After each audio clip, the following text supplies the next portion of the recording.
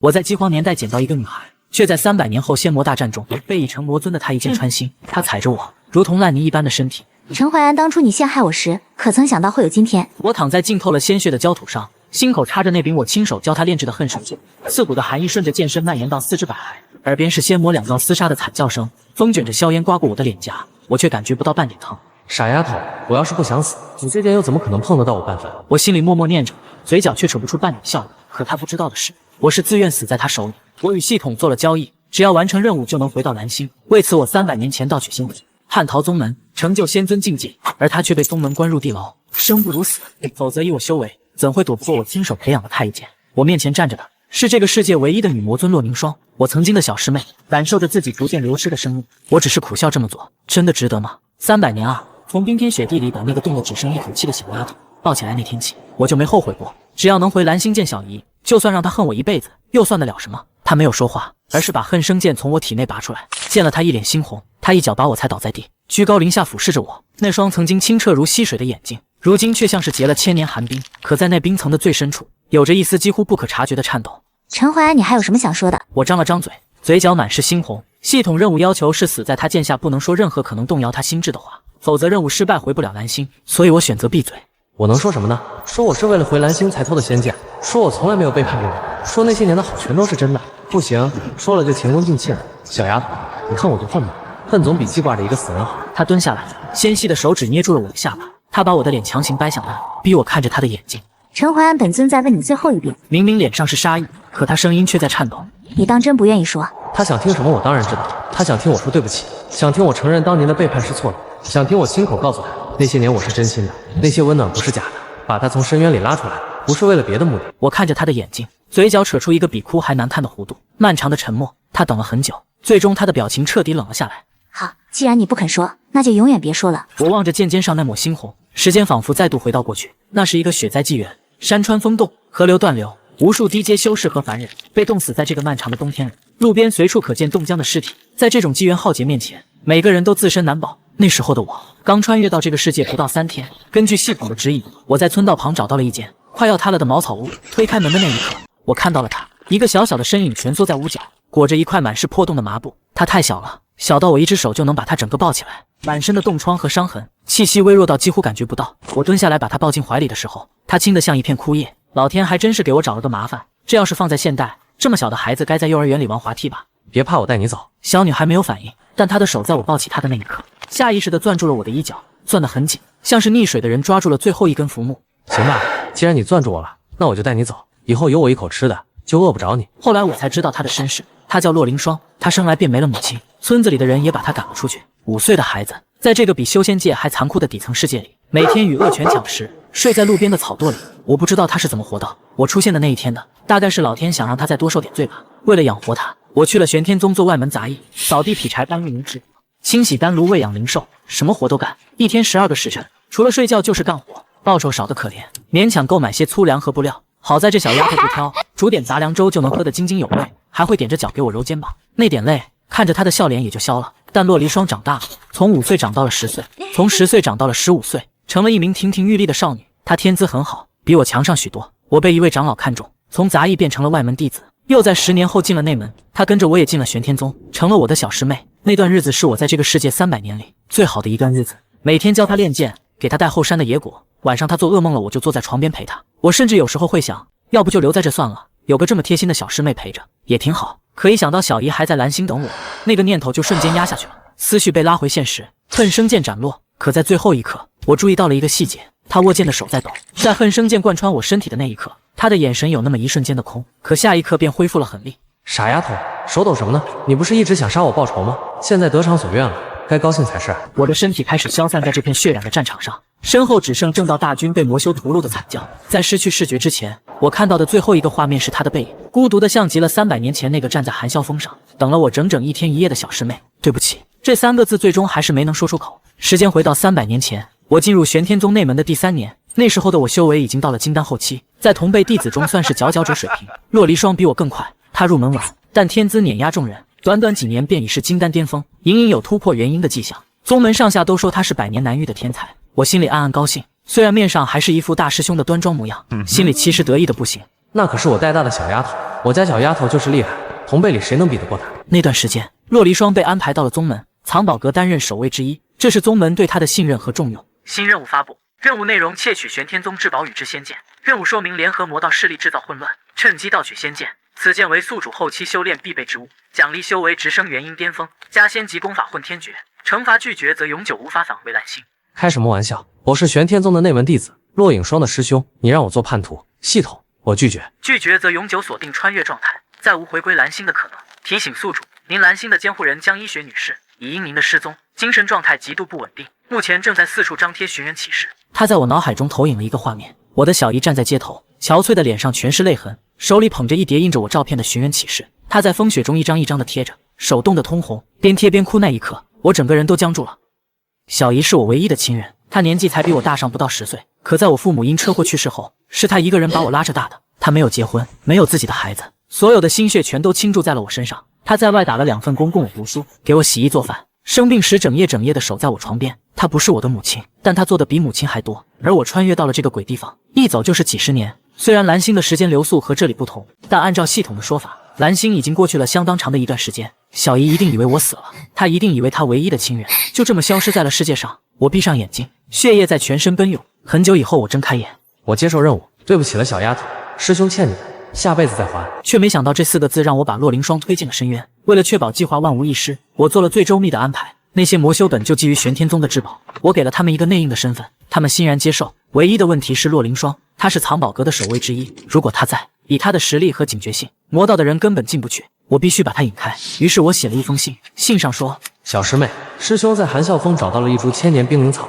对你突破元婴极有帮助。师兄今日事务繁忙，脱不开身，你先去寒啸峰等我，天黑之前我一定赶到。我知道他会去，因为这个世界上如果有一个人让他毫无保留的相信，那就是我这个师兄。毕竟是我把他从那个冰天雪地里抱出来的，是我给他取的名字，教他读书写字，教他修炼，是我在他噩梦惊醒的深夜里，坐在他床边一遍遍地说：师兄再别怕。他怎么可能不信我？信上还有一句话：凌霜师兄有个惊喜要给你。那天他去了寒霄峰，换上了我之前送给他的那件淡蓝色的裙子，他只在最开心的时候才会穿那件裙子。我看到他穿那条裙子的时候，心里像被针扎了一下。他是盼着我给他什么惊喜呢？是突破元婴的贺礼，还是我攒了半年俸禄给他买的那只银簪？可我给他的只有一场彻头彻尾的骗局。可他在峰顶等了整整1天，从日出等到日落，等到风雪渐起，天色暗沉，他没有等到他心心念念的师兄，等来的却是宗门的执法长老。还有一个消息，陈怀安联合魔道窃取了宗门至宝宇之仙剑，已叛逃玄天宗。洛凌霜，你身为藏宝阁守卫，却擅离职守，你有共犯嫌疑。洛凌霜与那陈怀安关系亲密，定是早已串通。别看他平常一副清高模样，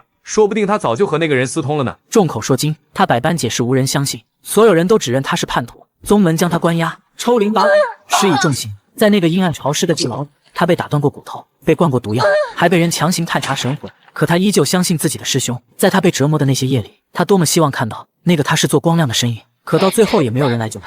我在千里之外练剑的时候，心口总是莫名的疼。我知道他在受苦，可我不能去救他。我要是去了，不仅前功尽弃，还会让他背上通魔的罪名坐实。再等等，小丫头，等我变强了，我会护着你的，就算你恨我也没关系。而始作俑者的我，却在千里之外用从魔道手中夺来的宇之信仙界疯狂提升自己的修为。仙剑到手后，我反手就把那些魔修全部斩杀。系统很满意。在洛影霜被关押的第3年，他消失了，从地牢里消失了。宗门翻遍了整个山门也没找到他，没有人知道他去了哪里，是死是活。我那时候疯了一样在整个洛云大陆找他，把所有可能的地方都翻了个遍，连以前他爱吃野果的后山都去了无数次，却连他半片衣角都没找到。我甚至偷偷潜回玄天宗地牢，只看到墙上刻着密密麻麻的师兄2个字，刻痕里还带着干涸的血。你去哪儿了？是生是死？你要是死了，我这300年的算计又算什么？直到300年后，洛云大陆出了有史以来第一位天尊境界的女魔尊，而她的名字正是洛影霜。她心狠手辣，出关后做的第一件事便是血洗了玄天宗，玄宗上下数万人无一活口。然后她来找我了，而那时的我也靠系统的帮助达到了天尊境，建立了自己的门派，成为正道联军唯一的仙尊。仙魔2道分庭抗礼，我们在仙魔战场上对峙，隔着千军万马，隔着血海深仇，300年不见，她长大了。曾经那个会追着我满院子跑的小女孩，变成了一个浑身魔气、面如寒霜的女魔尊。在她那300年的恨意和杀意之下，我依然能认出那双眼睛，那是我在暴风雪中抱起她时，她第一次睁开眼看我的那双眼睛。还好你没死，活下来就好，哪怕你是来杀我的。我发现自己没有完全消散，确切的说是系统没有立刻把我送走，他给了我最后1个小时与这个世界道别。最终任务已完成，由于宿主灵魂需要时间稳定，将给予宿主1小时自由时间。1小时后，宿主将返回蓝星期间，宿主以残魂形态存在，无法与任何生灵交互。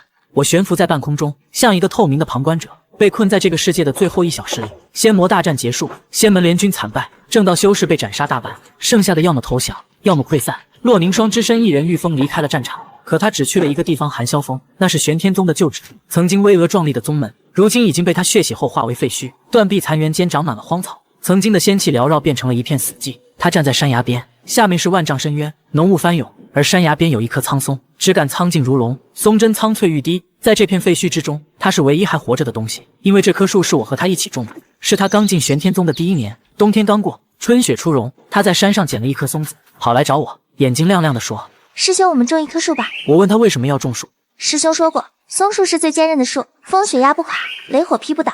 凌霜也想像松树一样坚强。好，于是我们在寒啸峰的山崖边挖了一个坑，把松子埋了进去。他很认真地浇了水，还从怀里掏出一条红绳，绑在旁边的石头上，说是许愿绳。我问他许了什么愿，他把双手背到身后，脸微微泛红。不告诉你。然后又小声说了一句，小声到几乎听不见：愿师兄永远不要离开凌霜，等凌霜长大了，一定要嫁给师兄。我那时候假装没听见，揉了揉他的头发，说他傻。可我心里是高兴的，真的。如果没有系统，没有回蓝星的任务，我大概会等着他长大，娶她做我的新娘。300年后，松子长成了苍天大树，而种树的2个人，一个成了灭世的魔尊，一个变成了飘散的残魂。我看着洛凌霜站在那棵松树树前，他伸出手，轻轻触摸着粗糙的树干，然后他慢慢蹲了下来，蹲在树根旁，双手抱住了膝盖，泪水大颗大颗的从他脸颊滑落，滴在枯萎的落叶上。300年魔尊洛凌霜在无数修士面前，从未流过一滴泪。在被玄天宗的地牢里被抽灵挖骨时，他没哭；在血洗宗门时没有哭；在杀死我时没有哭。但此刻面对这棵无言的老松树，他哭得像个孩子，像他5岁那年蜷缩在茅草屋里等不来任何人时的那种哭法。我站在他身后，伸出手想摸摸他的头，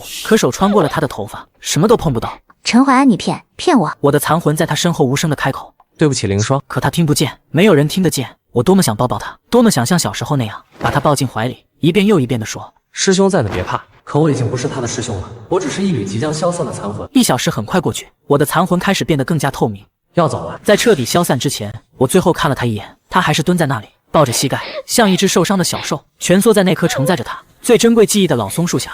再见了，凌霜。我的意识沉入无边的黑暗，可洛凌霜的故事并没有在那棵松树下结束。在我不知道的地方，在我看不见的时间线里，他在寒霄峰哭了很久，久到天色从暮色变成深夜，又从深夜变成黎明。他哭完之后站起来，擦干了眼泪，然后走下了山。他去了魔宗，召来一名长老。这名长老是当年救他出玄天宗地牢的人之一。洛凌霜一直以为自己能逃出来，是这名长老出于某种目的主动相救，但今天他决定问清楚，因为有一个疑点一直梗在他心里。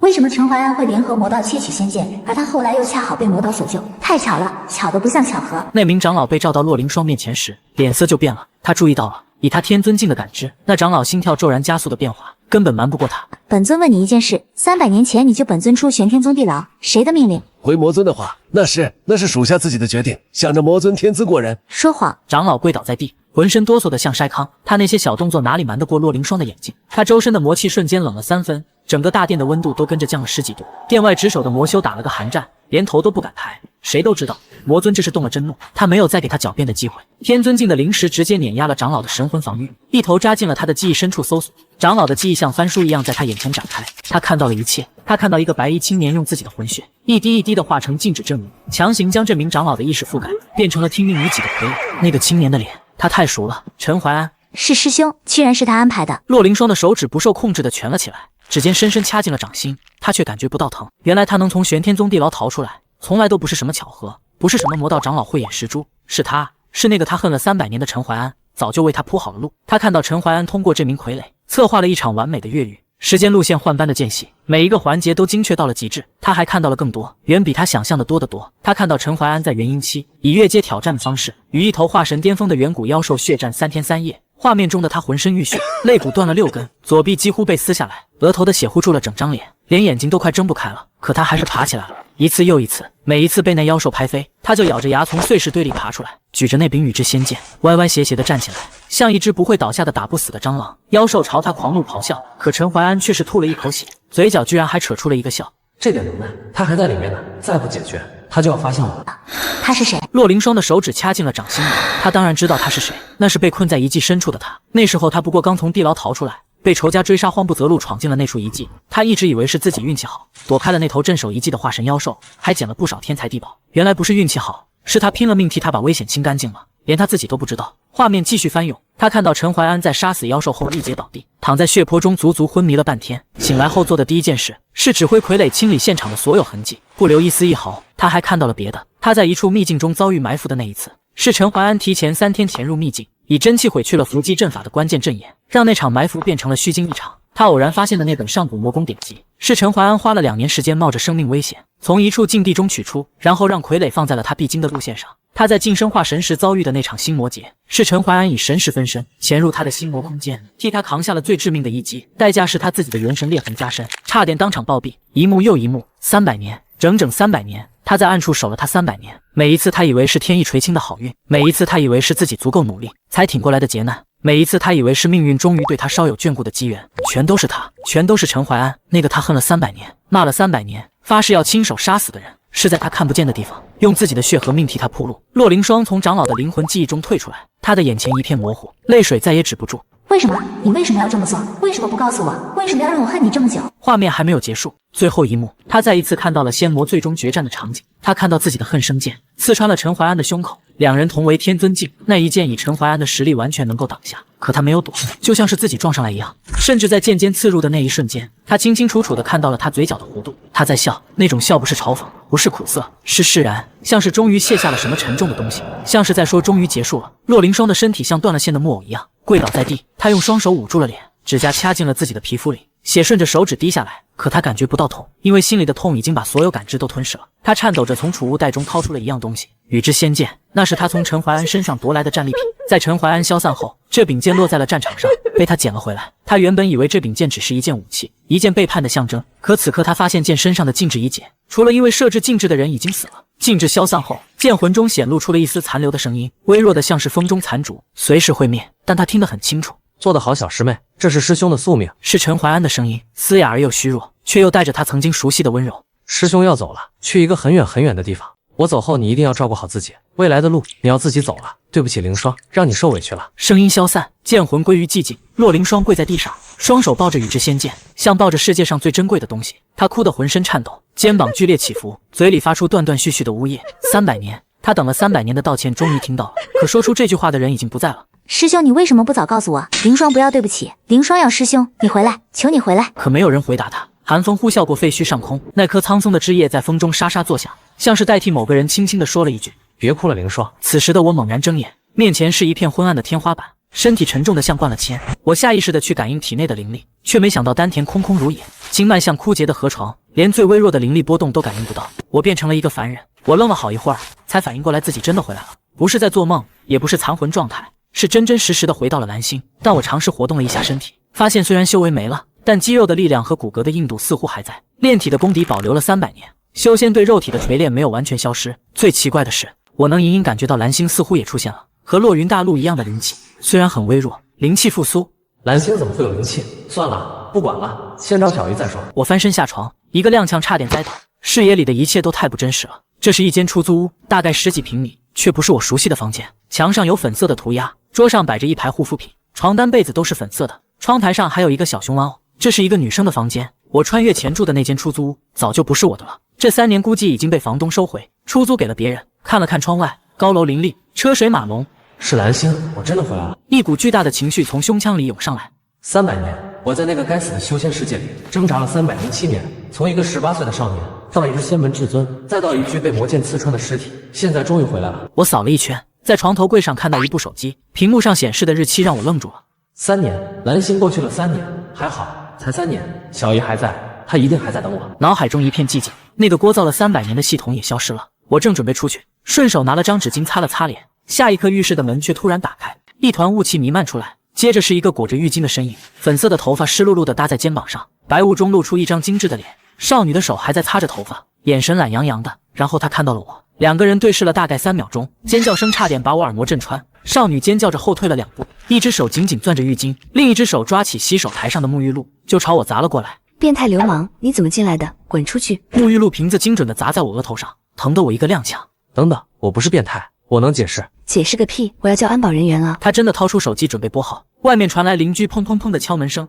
里面怎么了？要不要叫安保人员？完了，解释不清了，再磨蹭下去真要被当命太抓了。我转身推开窗户翻了出去，这里是3楼，大概8、9米的高度，换做普通人这一跳不死也残。可我发现自己落地的瞬间，膝盖微屈，双脚稳稳扎在地面上，连一点颤抖都没有。果然炼体功底还在，300年天尊境的身体淬炼不是白给的。我没有回头，撒腿就跑，风吹在脸上，带着蓝星特有的汽车尾气和城市灰尘的味道，难闻但亲切。一路狂奔了10几分钟，确定没人追上来之后，我停了下来，弯着腰喘气。街边的广告牌上播放着一些我看不懂的新闻，路上的人行色匆匆，表情大多带着一种紧绷的警惕，预感这不太正常。我记得以前这条街上到处都是溜达闲逛的人，但现在不是纠结这个的时候，因为我看到了一样东西。电线杆上一张已经泛黄的纸，也许是因为风吹日晒雨淋，边角都卷起来了，颜色褪了大半，但上面的内容还看得清。正中央是我的照片，照片下面4个字寻人启事，在下面是一行手写的字，字迹歪歪扭扭的，写字的人大概是手在发抖。淮安，小姨在找你，看到请联系。后面是一串手机号码，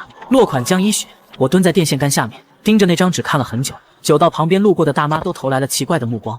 小姨，我回来了，我终于回来了。我循着记忆朝着家的方向跑去。小姨住的小区离这里不远，大概3站公交的距离。从前我每天走这条路上学，闭着眼都能找到，不会迷路。跑到小区门口时，我的心跳快得几乎要从嗓子眼里蹦出来。进了楼道，上了楼，站在了那扇记忆中无比熟悉的门前。我深吸一口气，敲门。开门的却是一个40多岁的陌生男人。你找谁？我是以前住这里的，请问这里原来的住户呢？就是一个30岁左右的女人。哦，你说上一任租户啊，早就搬走了，大概2年前吧，我也是后来才租的。你知道她搬去哪儿了吗？不知道啊，我跟房东签的合同，又没见过上一任。门合上了，我站在走廊里愣了好一会。别慌，还有手机号，寻人启事上留的那个号码。我折返到那位租户门前，再次敲门。又怎么了？男人脸上写着不耐烦。不好意思，能借用一下您的手机吗？就打一个电话，很快的。男人犹豫了一下，大概是看我一脸焦急不像坏人，还是把手机递了过来。我拨下那串号码。您拨打的号码已停机。我重新拨了一遍。您拨打的号码已停机。我心急如焚，准备去派出所查户口迁移记录。凭身份信息应该能查到他搬去了哪里。可我刚走到半路，天变了，不是阴天那种变，而是天空中突然出现了一团诡异的黑雾，像墨汁一样在蔚蓝的天空中扩散，速度极快。紧接着街上的人开始尖叫着四散奔逃。妖兽来了，快跑！又是空间裂缝，往地铁站跑，地下安全。我站在街头，看着周围疯狂逃窜的人群，一头雾水。北妖兽，空间裂缝，这是蓝星啊！蓝星什么时候有妖兽了？可下一秒我就明白了，黑雾中撕开了一道裂缝，虽然不大，但足以让一头体型接近2层楼高的虎状妖兽从中钻出来。它的体表覆盖着漆黑的铠甲般的鳞片，双眼泛着幽绿色的光，巨大的獠牙上滴着粘稠的涎液。我感受着它的灵气波动，金丹以下大概也就筑基巅峰的水平，但对于蓝星的普通人来说，这就是末日级别的怪物。它朝着奔逃的人群扑了过去。那一瞬间，我看到了3个年轻人，2男1女，大概20岁出头，跑得最慢。他们甚至来不及回头看一眼，虎状妖兽的巨爪拍下，血雾炸开，3条年轻的生命就这么在我眼前消失了，连骨头都没留下。我攥紧拳头，试着调动体内的灵力，什么都没有，连炼气器的门槛都摸不到。可那3个人的惨状就在眼前，待会应该就轮到我了。管他有没有修为，我藏经也是仙尊。我迈开步子冲了上去，300年的战斗本能让我一跃而起，一拳轰在了妖兽的侧颈上，紧接着就是沉闷的撞击声，巨大的反震力从拳面传回手臂，震得我整条胳膊都在发麻。但那妖兽竟然被我一拳打得踉跄后退了2步，他发出不甘的嘶吼，眼睛死死盯着我，像是不敢相信一个凡人能打动他。我也有点惊讶，虽然没有修为，但这具身体的强度远超我的预期。传承的炼体虽然实不足一，但天尊境可不是开玩笑的。妖兽再次扑来，我侧身躲过，同时抓住了路边建筑废墟中一根裸露的钢筋，大概1米2长，手臂粗细，被我一把拔了出来。虽然没有灵力可以灌注，但我有别的东西。魂力和灵力不同，魂力是元神层面的力，力量虽然我的修为归零了，但天尊境的元神框架还在，魂力残余也还在。我将残存的魂力注入钢筋，一根普通的建筑废料在我手中变成了一柄散发着淡淡荧光的武器。妖兽感知到了危险，发出暴怒的嘶吼，可我正准备动手，一阵呼啸的风声从背后传来，全体结阵。3号战术包围，一群穿着黑色制服的人从街道两侧涌来，动作训练有素。我惊讶地发现，他们身上居然有着微薄的灵力，大概在筑基水平。最前面的那个人，粉色头发扎着高马尾，一身战术制服，一张精致的脸上写满了严肃和凶狠，居然是那个出租屋里遇到的女孩。不对，此刻的她更像一头随时准备撕碎敌人的猎豹，她的手中凝聚着淡紫色的灵力光芒，修为在筑基巅峰的层次。必须在这里把这书上拦住，同志们，市民的性命都靠我们了。他一声令下，10几名黑衣人同时释放灵力，结阵合计，灵力交织成网，将那头虎状妖兽困在了中央。一番苦战，有人受伤，有人被拍飞，但最终还是在那女孩的指挥下将妖兽斩杀。妖兽的尸体轰然倒地，激起满地尘土。那女孩大口喘着气，额头全是汗。然后她在清理现场时，看到了人群里的我，手里还拿着那根发光的钢筋。两个人的目光撞在一起，她的脸从白变红，又从红变白，估计是想起了刚从浴室出来就被一个陌生男子看光光的事。她二话不说冲过来抓住我的衣领，带走押上车。等等，我能解释。少废话。就这样，我被塞进了一辆黑色面包车。在他们的口中，我才知道这帮人隶属于华夏官方成立的基魔局。3年前，也就是我穿越去落云大陆的那一刻，蓝星突然开始灵气复苏，天地灵气浓度在接下来的数月内暴增了几10倍。一小部分人类觉醒了灵力，拥有了异能，官方把他们按照实力划分了等级，甲级、乙级、将级、帅级、皇级、地级。目前蓝星已知的最高等级是地级，据说全球只有个位数。而那个粉头发的女孩顾梦瑶是江海市基魔局的队长，降级巅峰异能者，在这座城市里算是佼佼者了。同时灵气复苏也带来了副作用，天空中时不时会出现空间裂缝，从裂缝中降临各种变异妖兽。这些妖兽以灵力为食，以人类为猎物，给蓝星带来了巨大的灾难。而基魔局就是为了应对这种情况成立的。所以你到底是什么人？顾梦瑶坐在我对面，双臂抱胸，眼神警惕。我用了一套说辞：那个出租屋以前是我租的，3年前我莫名其妙被传送到了另一个地方，一直到昨天才回来。回来后发现自己的房子被你住了这事，真不是我故意的。他显然不太信，但也没有立刻反驳。你是说你也是觉醒者？不算是，我身上没有异能波动。这倒是实话，我现在确实没有灵力。那你怎么在刚才的妖兽面前活下来的？那可是相当于帅级的妖兽。大概是身体素质比较好吧。梦瑶盯着我看了好一会，她的直觉告诉她，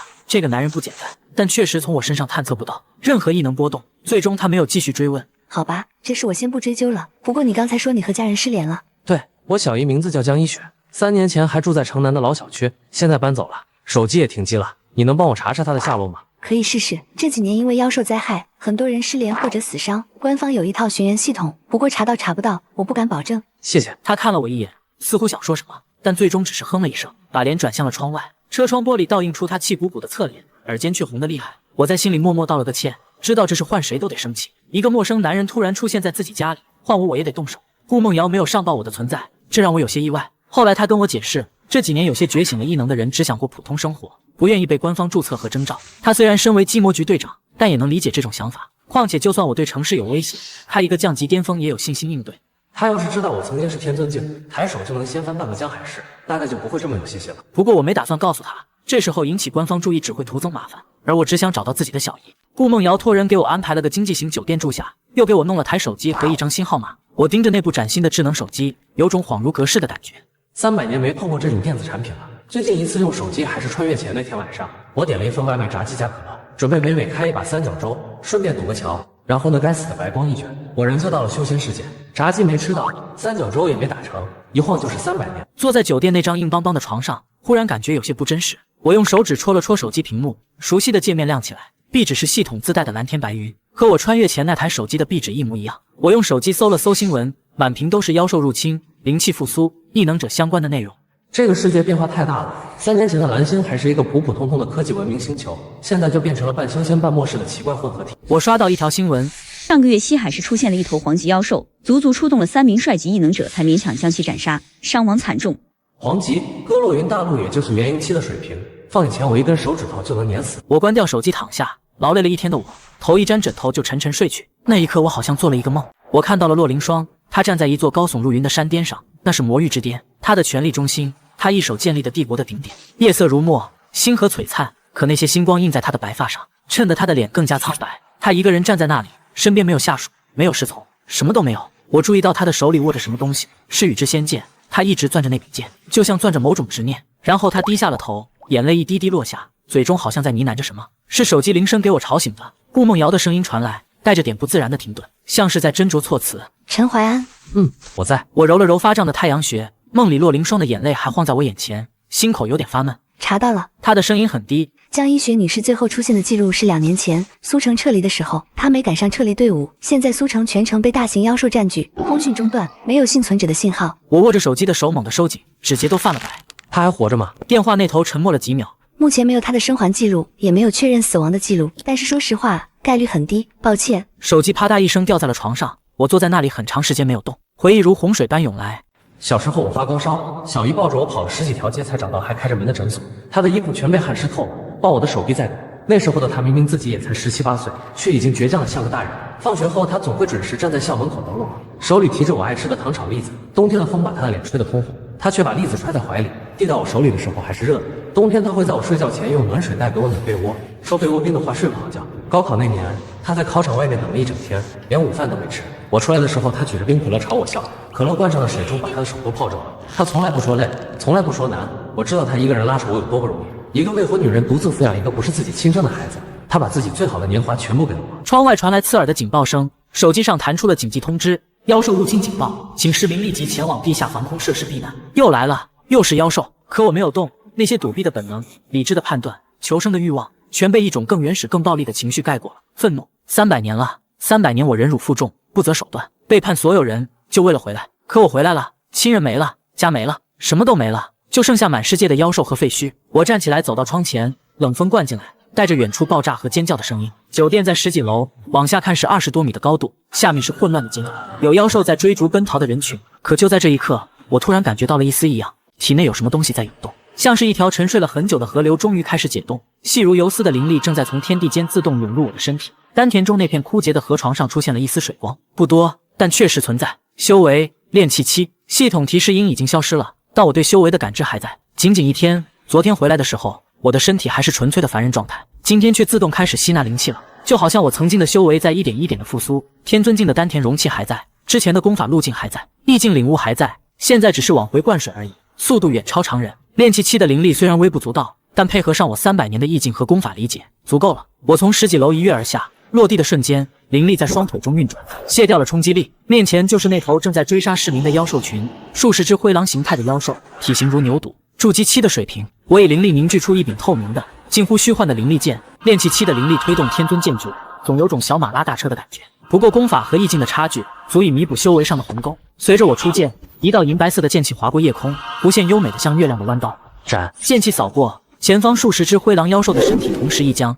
然后齐齐分裂，数十只妖兽的尸体轰然倒地，一剑全灭。路边还没来得及逃进地铁站的几个市民，看到这一幕，直接傻在了原地，嘴巴张得能塞进一整个苹果。一个大叔甚至忘了自己正在逃命，绊了一脚，一头栽在地，爬起来的时候还愣愣地看着我，忘了跑。可我没有停下，更多的妖兽从天空裂缝中涌出，狼形、蛇形、鹰形，种类繁多，但实力大多在筑基期。我疯了一样冲向他们，每杀死一只妖兽，他们体内的精魂就会被我吞噬。那些精魂中蕴含的灵力涌入我的丹田，填充着那个巨大的容器，修为在飞速攀升。这种感觉像是干涸了100年的荒漠突然迎来暴雨，每一寸经脉都在贪婪地吸纳着灵力。我不知道杀了多少只，只知道当那一晚结束时，我的修为已经稳定在了筑基巅峰，衣服被妖兽的血浸透了，混着我自己的伤口流出的血，但我的眼里燃着火。小姨，你等我，不管你在哪儿，我一定会找到你。接下来的几周，我以一种近乎疯狂的节奏猎杀妖兽，白天在城市边缘游猎，晚上在没人的废墟中修炼，修为在持续攀升。金丹初期，金丹中期，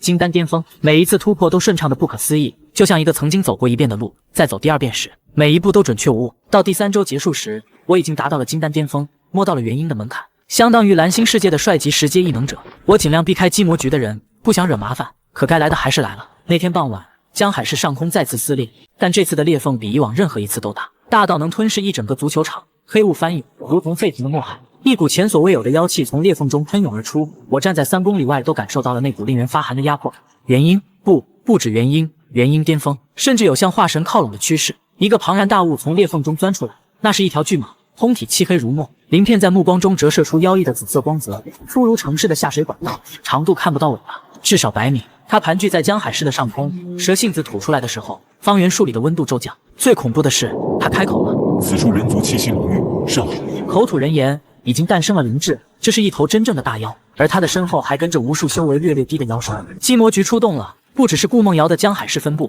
上面甚至派来了1名帅级异能者增援。林天虽是个年轻小伙，但他眼眸深邃，经历的大战并不少。他浑身散发着金属质感的灵力波动，他的异能化作一柄巨大的火刃，甚至已经可以释放灵压。帅级巅峰相当于金丹巅峰，可面对这头冥幽蟒，他也只是勉强。双方交手了不到10分钟，林天就被盲尾扫中，整个人像炮弹一样射出去，砸穿了3栋建筑才停下来，吐了一口血。他半跪在废墟中，脸色铁青，他可是帅级，在元婴大妖面前却跟纸糊的一样。鸡魔局的其他人更惨，这一战上百名异能者当场身亡，有的甚至被那巨蛇劈成2截，重伤的更是不计其数。总部的增援怎么还不到？这就是让我们去送命啊！医疗异能的人呢？高离他撑不住了。一名金发青年捂着怀中少女的伤口哭了出来。他们都是江海市缉魔局的执行官，那名满身是血的少女，同时也是他的爱人。队长，医疗小组的人已经全部牺牲了，那不只是恐惧，那是绝望。这根本不是帅级，这是皇级。在这种力量面前，我们都只是送死而已。队长，要不我们撤退吧？那青年抹了一把眼泪，随即露出一个斩钉截铁的神情。他颤抖着摸出火机，点上一根烟，抽了一口。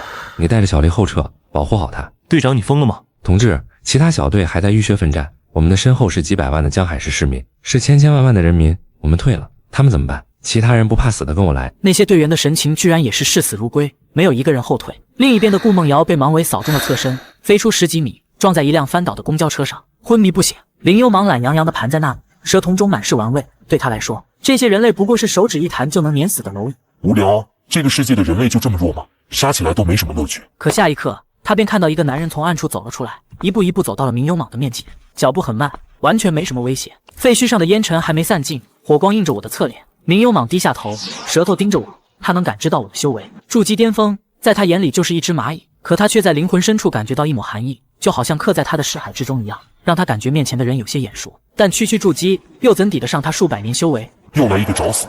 我没说话，丹田中的灵力在急速运转，按照一种远超当前境界的功法路径流动。这是我前世自创的秘术黄泉指，天尊级杀招，以灵魂之力为引，以天地灵气为刃，凝聚于一指之间。一指之出，如黄泉倒灌，万灵俱灭。以筑基巅峰的灵力来催动这个秘术，等于用一个碗去装一条河，身体会承受巨大的反噬。但能不能打出这一击呢？因为关键不在于灵力有多少，而在于对道运的理解有多深。300年的领悟，再加上曾经系统给我的灌注，够了。明幽芒有些不耐烦，芒尾抡了过来，带着能把一座山拍成碎石的恐怖力量。我侧身极限闪避，芒尾擦着我的一脚砸在地面上，方圆100米的地面塌陷成了深坑。我在空中翻了3个跟头，稳住身形，不等落地，我的右手已经伸出了食指，指尖上一点幽蓝色的光芒凝聚。那光芒不像凌厉的辉煌璀璨，而是一种深邃的、幽暗的，如同深渊中燃烧的灵火般的光。幽冥蟒的瞳孔猛地收缩，他感知到了那微小到几乎可以忽略的一点光芒中，蕴含着足以灭杀他的恐怖力量。区区筑基！来不及说完，我的手指点出黄泉指，一道幽蓝色的光柱从我的指尖射出，穿过空气时发出尖锐的无鸣。那声音不像是光在移动，更像是空间本身在被撕裂。光柱的速度快到肉眼无法捕捉。明幽蟒的瞳孔中映出了那道光，然后他的头炸开了，漫天的黑色血雨如瀑布般倾泻，巨大的蟒身失去了控制，从半空中坠落，砸在城市的街道上，激起方圆数百米的尘浪。元婴大妖，一指灭之。我落在地面上，右臂却在颤抖，这是强行施展高阶功法的反噬。经脉中有多处出现了细微的裂痕，我的嘴角溢出一缕血丝。周围还活着的缉魔局成员全都看呆了。林天从废墟中爬出来，一身灰尘，满脸不可置信。他亲眼看到了一个看起来只有降级实力的年轻人，一指就杀了他连半分钟都撑不过的元婴大妖。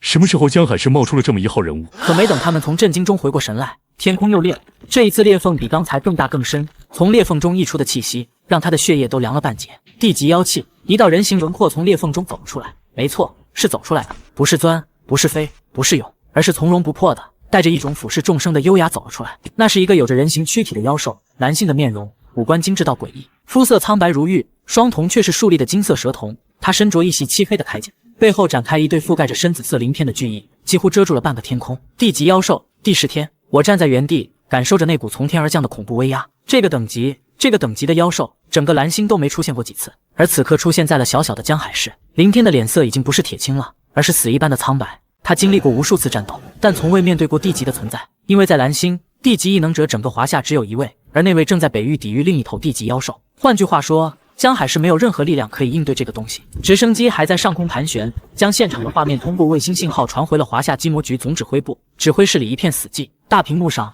第10天的身影宛如降世的魔神。地级，又一头地级，怎么会出现在江海市？这里只是 C 级防御城市，联系北域的楚地，不，来不及了。所有人的眼睛都紧盯着屏幕。第10天低下头看了看脚下的城市废墟和那些在废墟中瑟瑟发抖的蝼蚁般的人类，他笑了，那种笑容里带着一种纯粹的轻蔑。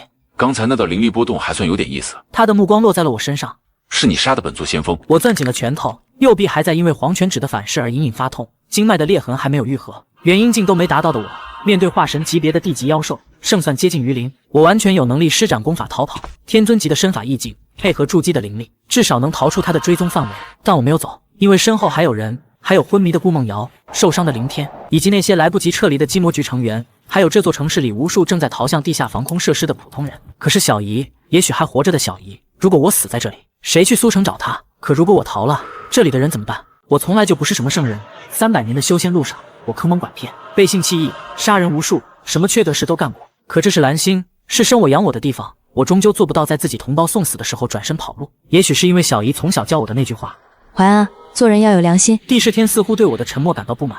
蝼蚁，你们人类也不过如此。本座奉至高存在之命降临此界，原以为会有些乐趣，没想到如此无聊。至高存在什么意思？这些妖兽不是随机从位面裂缝中降临的吗？他们是被命令来的，给谁？我没有时间思考这些问题，因为帝释天动了，不是快到看不见，而是直接在我的视野中消失了。下一瞬，他就出现在了我的身侧。本座问你话呢。一股毁天灭地的力量从右侧攻入，我的身体被一只巨大的手掌拍中，像一颗炮弹一样射了出去，穿过了无数楼房，最终嵌在了第4面墙里，口中喷出一大口血，胸腔里有好几根肋骨断了，内脏移位，经脉崩裂，血腥味混着尘土堵在喉咙里。我咳了2下，又是一大口血喷出来。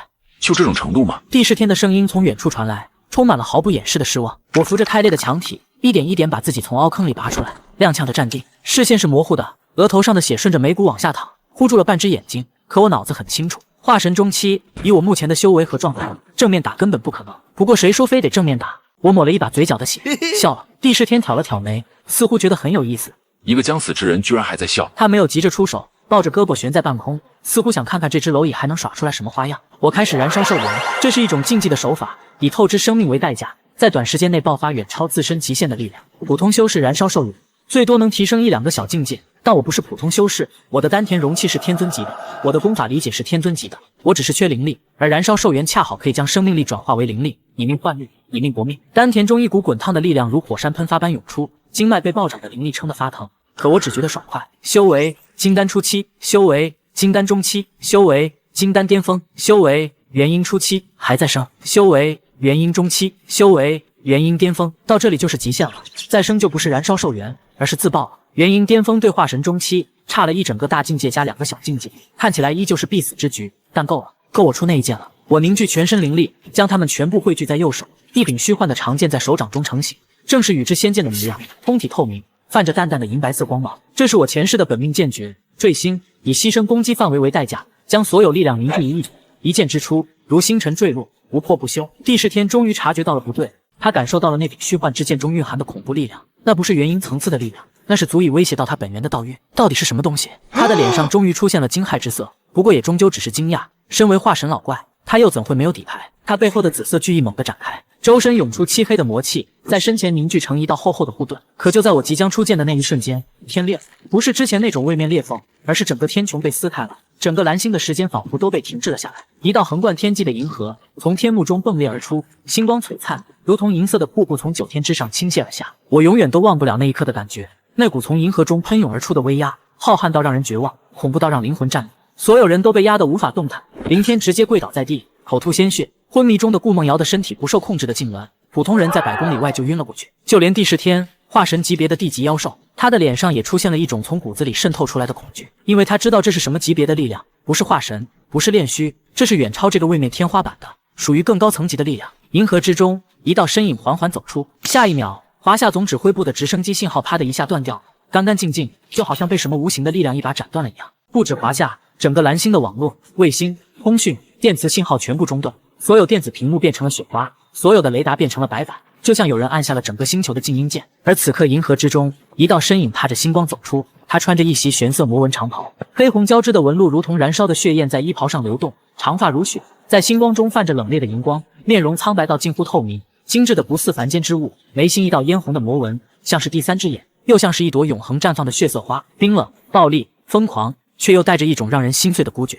他悬浮在半空中，周身散发的魔气将方圆数百里的天空染成了暗红色，那双眼睛扫过这片陌生的钢铁丛林、高楼、公路、汽车、灯光，这些对他来说完全陌生的东西，没有让他的眼神有半分波动。然后他的目光向下看去，看到了废墟，看到了血迹，看到了帝释天，最后看到了我，在一片狼藉中，浑身浴血，摇摇欲坠的我。时间仿佛在那一刻静止了，我和他对视，隔着上千米的距离，隔着2个世界的时空。他的眼神里有错愕，有惊讶，还有一种说不出的复杂到无法用任何语言描述的情绪。那种情绪我在300年前第一次见到他的时候见过，在他5岁那年，我把他从茅草屋里抱出来的时候，他睁开眼看我的第一眼就是这种眼神，像是在绝望的深渊中突然看到了一束光。帝释天在这股毁灭级别的威压下，连站都站不稳了。他的双腿在颤抖，眼中满是恐惧。这种从灵魂深处诞生的恐惧，不是他能用修为和实力去抵抗的，因为这不是同一个层次的存在。他想说话，想求饶，想恐吓，想逃跑，什么都好，可他连嘴都张不开，整个身体像是被定在了半空中，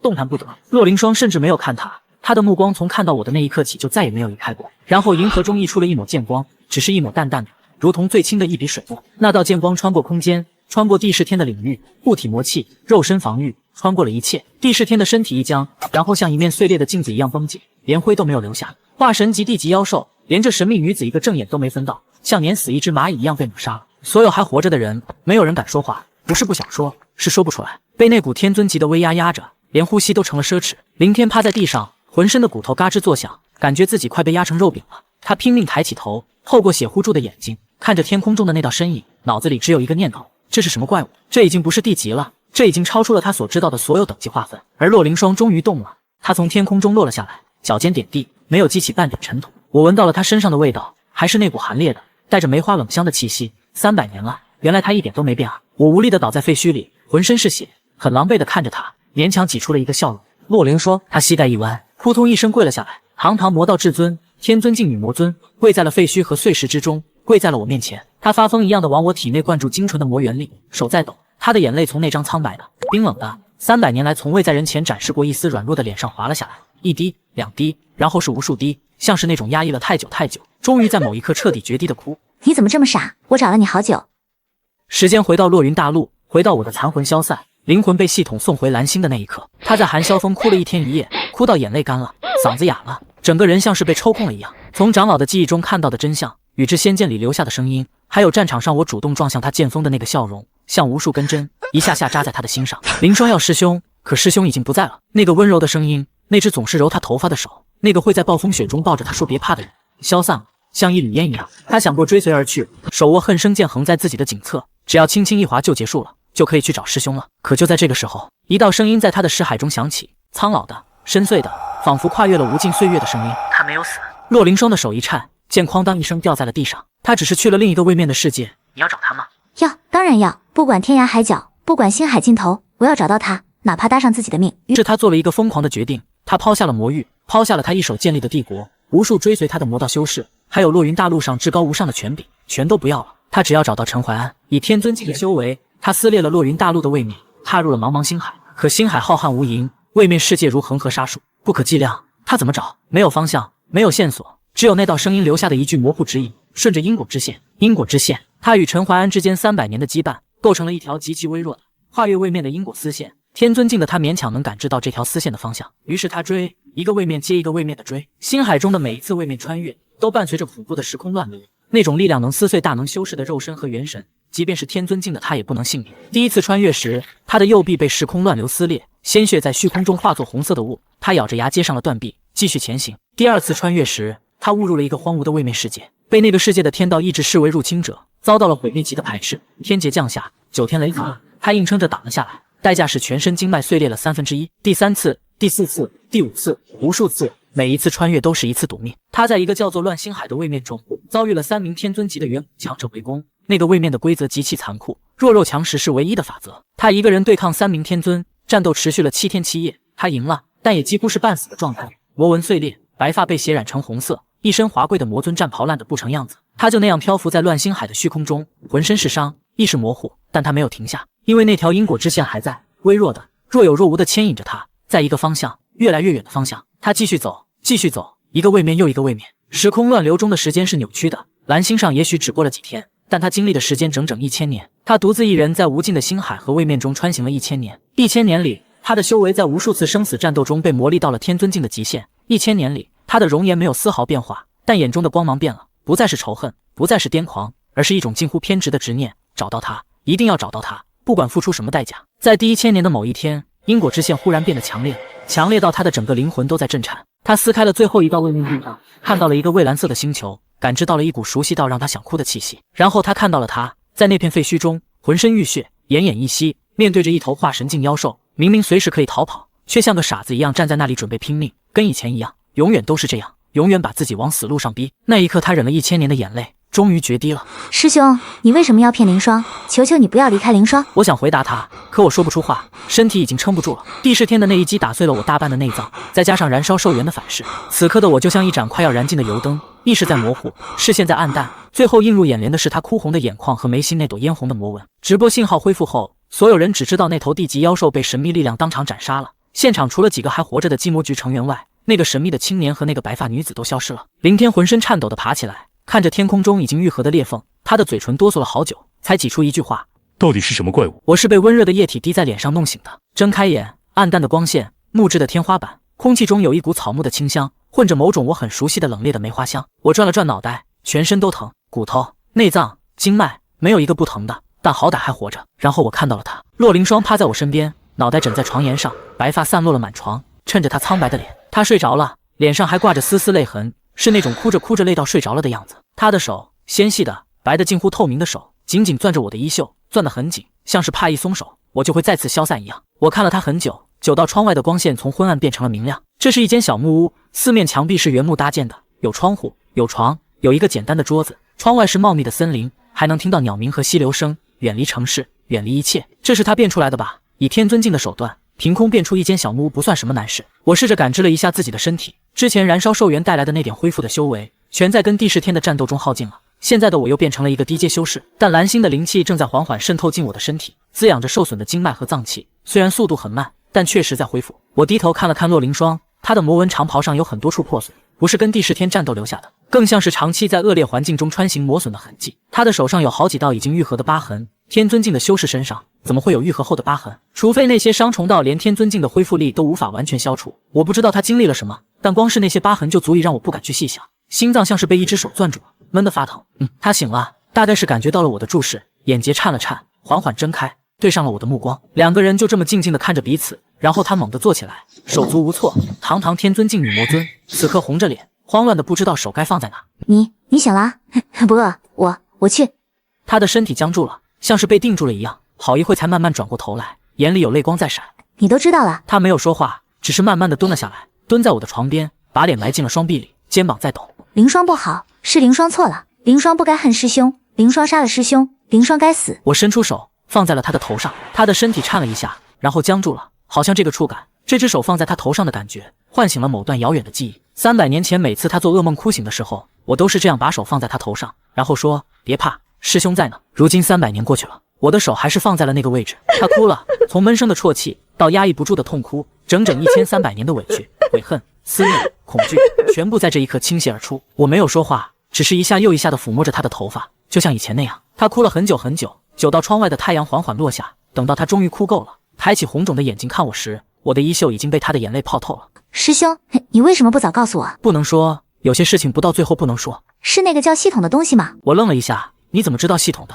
探索神识的时候看到了一些那个长老的记忆，有你跟一个看不见的东西对话的画面。虽然看不到那个东西，但能感觉到你在接受某种指令。对，系统，一个把我丢到落云大陆的东西，他给我任务，我完成任务就能回到蓝星，回到我的世界。所有的任务，包括背叛宗门、联合魔道、偷到仙剑，甚至最后死在你手里，全都是他安排的。那你对凌霜做的那些，救凌霜、保护凌霜、给凌霜留机缘，那些不是系统安排的，那些是我自己做的，每一次都是。他的眼泪又要掉下来了，我赶紧补了一句：别哭了，再哭我衣服就没得换了。他噗的笑了一下，笑了一半又憋住了，变成了一个半哭半笑的奇怪表情，真难看，但也真好看。之后我们聊了很多，我把一切都告诉了他，系统、穿越、蓝星、小姨，所有的一切。他安静的听着，没有打断。听完之后，他沉默了好一会儿，然后说了一句让我意外的话：那个声音引导凌霜去找你的声音，如果他也是这个布局的一部分呢？你什么意思啊？凌霜在星海中穿行了1000年，每一次撕裂位面壁障都会消耗巨大的力量，而每一次位面被撕裂，两个世界之间的壁垒就会变得更薄。如果有什么东西想要利用洛凌霜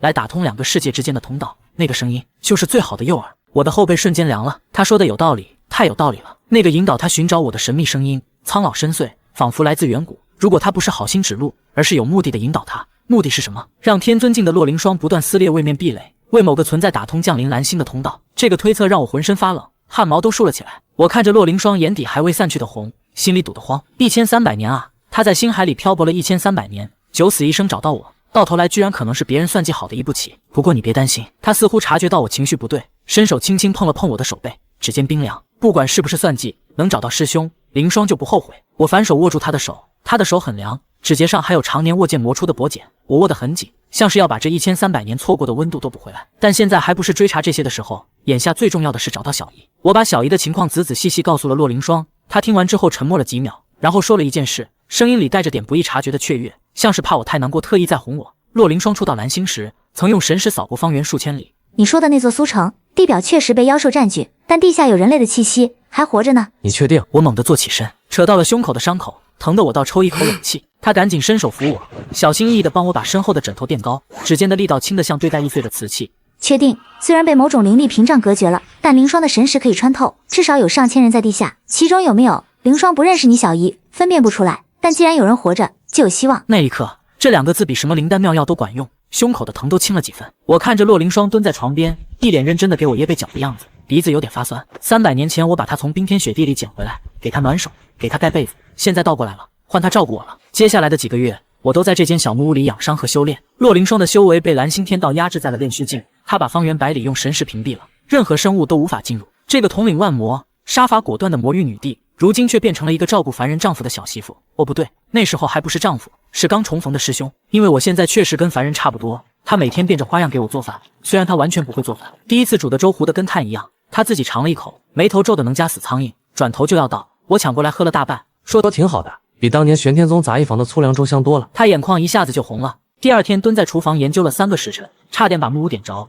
终于煮出了一锅能入口的白粥，还放了点从山里摘的野蜂蜜，甜丝丝的。他帮我换药，虽然他的手上力道控制的不太好，一个不小心就把纱布勒得我龇牙咧嘴。他每次看到我疼得抽泣，就会停下来，小心翼翼地吹我的伤口，像哄小孩一样，嘴里还念叨着吹水就不疼了，跟我当年哄他的时候一模一样。他在我修炼的时候守在旁边，虽然他什么都做不了，但他就是要守着，就那么坐在我身边，一坐就是一整天。有时候我偷偷看他，他会趁我不注意的时候伸手摸一下我的头发，然后飞速缩回去，表情是那种我什么都没干的僵硬，耳尖却红得要滴血。这个1300岁的魔尊真的很可爱。日子就这么一天天过去，蓝星的灵气充沛度远超我的预期，我的身体在不断吸纳灵气，修为稳步攀升。到了第3个月，我已经达到了金丹巅峰，相当于蓝星的帅级异能者，恢复速度快得不可思议。毕竟天尊境的容器摆在那里，往里填灵力就是了。身体也基本痊愈，是时候出发了。苏城距离江海市大约800公里，曾经是一座繁华的沿海城市，人口上百万，现在却是一座死城。我和洛凌霜从空中俯瞰，整座城市被妖兽的巢穴覆盖，高楼大厦的外墙上爬满了黑色的菌丝状物质，街道上堆积着废弃的车辆和不知名的残骸，空气中弥漫着腐败和魔气混合的恶臭，偶尔能看到妖兽在废墟中游荡，帅级皇级的都有，但在洛凌霜面前全是渣。一路上遇到的妖兽，不管是帅级的变异巨熊，还是皇级的深渊诸魔，全部被他一指弹灭。他甚至都没拔剑，指尖冒出一股淡淡的魔气，碰一下，那些妖兽就直接化成了飞灰，连点动静都没有。我站在他旁边，看着他面无表情的青露，白发被风掀起来，魔纹在阳光下泛着浅浅的红光。突然就想起300年前，他刚进玄天宗的时候，被其他外门弟子欺负，哭着跑回来找我。我也是这样站在他前面，把那些欺负他的弟子都揍了一顿。现在风水轮流转，换成他护着我了。到达苏城核心区域时，他终于有了更清晰的感应，指着脚下的地面说：“地下，往下走800米，有一个被灵力隔绝的空间。”我们直接破开地面往下钻，土石在我们身边自动分开。不过几分钟就到了800米深的地下。这里是一片庞大的人造空间，是一处改造过的巨型地下实验室，灯光暗淡，但能看到很多简易的住所和生活区，还有人，上千人。他们用惊恐的目光看着从天花板破洞中降落下来的我和洛凌霜，尤其是洛凌霜，一身玄色魔纹长袍，白发如雪，眉心嫣红魔纹，在这些普通人眼里跟古代的妖魔鬼怪没什么区别。异能者，是异能者入侵了，全体戒备。一个30多岁的男人冲到了最前面，他穿着一件已经脏得看不出原色的制服，面容疲惫，但眼神锐利，他的手上泛着淡淡的灵力光芒，帅级的水平。后来我才知道，他叫萧文远，曾经是一名警察，在妖兽入侵后觉醒了灵气隔绝天赋，正是他的天赋将整个地下城市与地表隔绝，让上千名幸存者躲过了妖兽的搜索，但代价是巨大的灵气消耗。此刻的他看起来极为虚弱，脸色苍白，显然灵气已经接近枯竭。我们不是敌人。我抬手示意自己没有恶意。我叫陈怀安，来找人。我小姨江一雪可能在你们当中。萧文远愣了一下，上下打量了我好几遍，像是在确认什么。过了几秒才迟疑的开口：“江一雪，你说的是那个总是在打听失踪侄子消息的？”我的心跳猛地漏了一拍。在，他在，小姨活着，带我去见他。你等一下。萧文远的眼神紧紧盯着洛凌霜，虽然他把修为伪装压制到了元婴境，也就是皇级异能者的水平，可萧文远依旧感觉到了一种无法言喻的压迫感。他的直觉在告诉他，这个女人不简单，远远不是皇级那么简单。你们到底怎么穿过我的灵力隔绝的？因为她很强。我简单的回答，没有多解释。现在我满脑子都是小姨，只想快点见到她。肖文远沉默了几秒，最终没有再追问。他看得出来，我们要是真想动手，这里所有人加起来都不够看的。他带着我们穿过地下城市的通道，七拐八绕，通道两边的幸存者都探出头来看我们，眼神里有好奇，也有恐惧，还有人偷偷拿着自制的武器，躲在拐角处盯着我们。走了大概5分钟，他在一个靠角落的小房间门前停下了。就在这里。我深吸一口气，手放在门把手上的时候，甚至有点发抖。300年了，我在修仙世界熬了300年，等的就是这一刻。推开门，房间很小，只有一张简易床和一把椅子，床上坐着一个女人。她瘦了太多了，头发白了好多，背也有点驼，可那双眼睛我认得。从小到大，每天早上叫我起床的时候，每天晚上给我塞被角的时候，每次开家长会的时候，都是这双眼睛看着我。她抬起头，看到我的那一瞬间，手里织了一半的毛衣啪嗒掉在了地上，她的整个身体都在颤抖，嘴唇哆嗦了半天，才发出声音：怀安。是我，小姨，我回来了。她愣了好几秒，然后猛地从床上扑了过来，扑到我怀里嚎啕大哭，力气大的像要把我揉进她身体里。怀安，你还活着？你到底去哪了？小姨找了你3年，我以为你不在了。她边哭边捶打我的胸口，力气不大，但每一下都捶在我心上，烫得我眼眶发热。对不起，小姨，对不起，我回来晚了。身后洛凌霜静静地站着，她看着这一幕，眼眶也红了，指尖悄悄抹了抹眼角，被我余光瞥见了。后来小姨的情绪稳定下来之后，我给她介绍了洛凌霜。我挠了挠头，有点不好意思。小姨，这是凌霜，是我的道侣啊，不对，女朋友。洛凌霜的眼睛唰的一下瞪大了，女朋友是什么？不过道侣她还是知道是啥意思的。不对，她什么时候答应了？这个坏师兄。可在小姨面前，她又不好反驳，只能红着脸站在那，指尖攥着衣摆，乖巧的不行，跟在外面对付妖兽的样子判若两人。小姨拉着洛凌霜的手上下打量了半天，然后红着眼眶笑了，皱纹都舒展开了。真好看，怀安有福气。洛凌霜的脸腾的一下红了，一直红到耳朵根，堂堂魔域女帝，被一个凡人阿姨夸得满脸通红，憋了半天，憋出一句娘。小姨愣了一下，然后笑出了声，笑得眼泪都出来了，连连点头。哎，好孩子。我在旁边看着这一幕，心里暖洋洋的，这大概是300年来最温暖的一个瞬间了。小姨安全了，但苏城的上千名幸存者不能一直待在地下。萧文远的灵气已经接近枯竭，隔绝天赋随时可能消失，一旦失去隔绝，地表的妖兽就会蜂拥而至，必须清理苏城的妖兽。这件事交给我和洛凌霜。洛凌霜把修为压制在元阴境的水平，再高了容易引来不必要的注意。即便如此，苏城的妖兽在他面前也不过是土鸡瓦狗。我和他并肩作战，花了3天时间，将苏城地表的妖兽清剿殆尽，大大小小上百只，连那头盘踞在城市中心的黄级妖兽也被我们联手斩杀。其实基本都是他动的手，我在旁边打下手，顺便检点妖兽内丹修炼。萧文远在远处看着，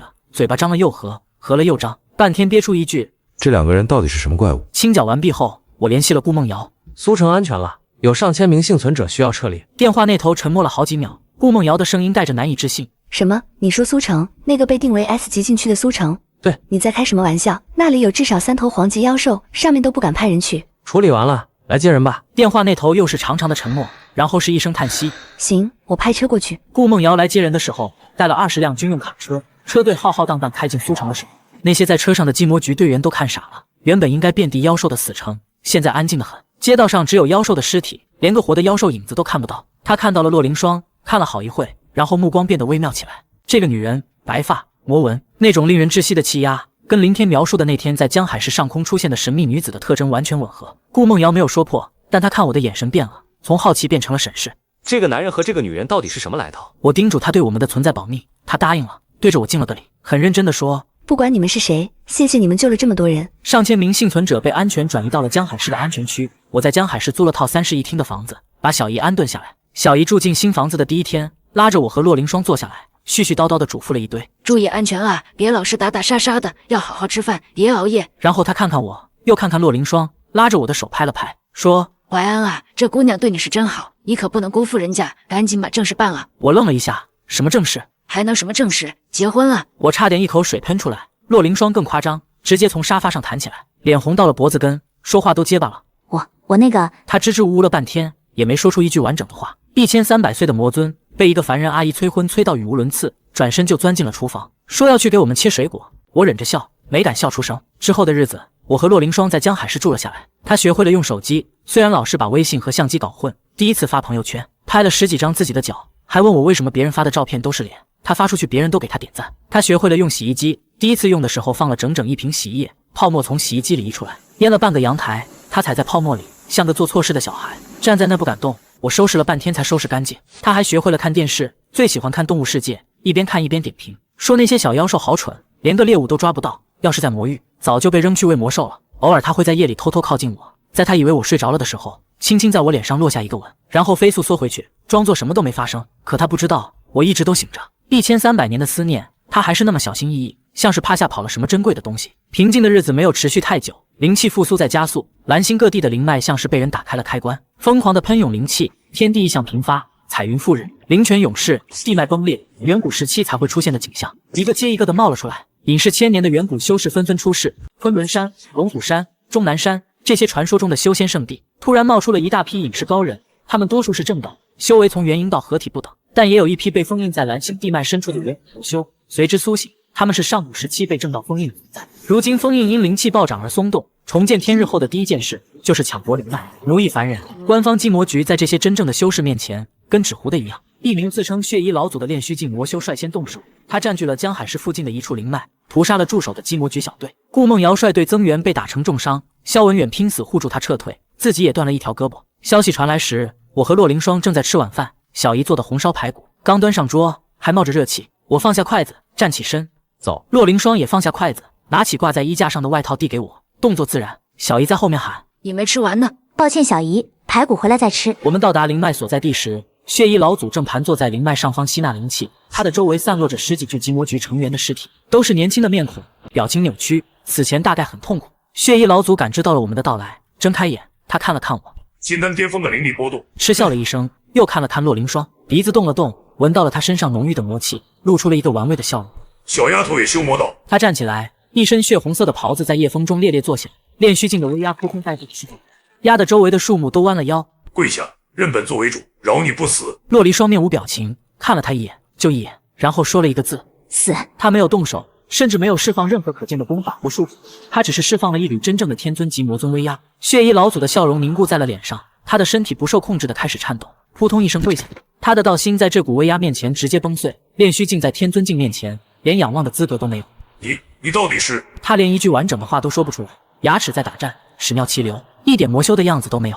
洛凌霜一指点出，血衣老祖的身体连同他的元神化为齑粉，飘洒在夜风中，干净利落，不留后患。我在旁边看着这一幕，忍不住笑了。不愧是魔尊，我的小师妹。